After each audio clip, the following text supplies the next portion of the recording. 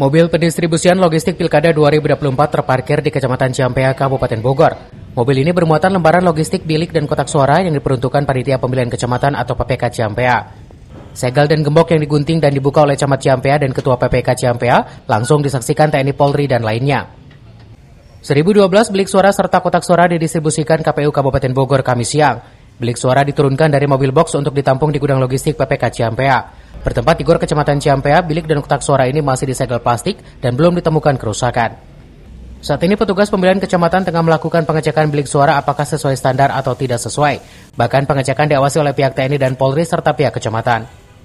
Kalau untuk saat ini yang sudah terdistribusi itu logistik luar kotak dan bilik suara. Kalau untuk bilik suara sendiri itu kurang lebih ada 1012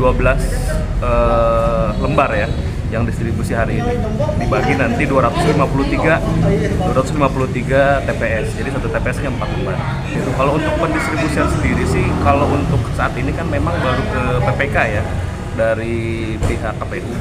Kemudian nanti dari PPK itu akan mendistribusikan sesuai dengan instruksi dari KPU H- sekian ke PPS atau desa-desa.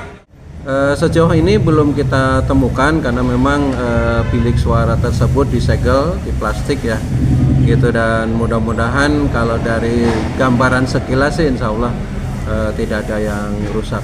Harapan kami tentunya kepada para penyelenggara laksanakan tugas dengan sebaik-baiknya sesuai dengan ketentuan peraturan perundang-undangan. Dan kepada para masyarakat, ayo kita datang ke TPS pada waktunya, salurkan hak pilih Anda, karena hak pilih Anda menentukan masa depan Kabupaten Bogor maupun Provinsi Jawa Barat. Nantinya bilik dan kotak suara akan disebar ke 253 tempat pemungutan suara di 13 desa sekecamatan Ciampea sesuai dengan tahapan pendistribusian. Dari Ciampea, Kabupaten Bogor, Iman Abdurrahman melaporkan.